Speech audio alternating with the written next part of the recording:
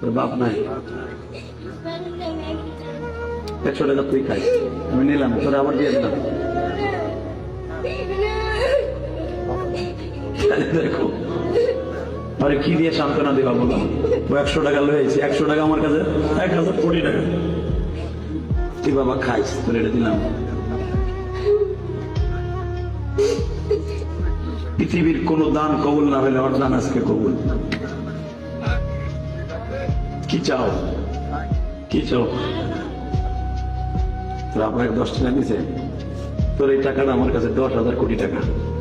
আল্লাহ তুমি ওরে বলে আলম বানায়, আল্লাহ ওর বাবাকে মাফ করে দিও, ওর মাকে মাফ করে দিও। আল্লাহ ওর মনের কষ্ট তুমি বুঝছো, তা না হলে এই 1000 মানুষের সামনে দাঁড়িম করে স্টেজে পড়ে গেছে, দাঁড়িম করে পড়ে গেছে। তোমার আমার ছেলেগুলা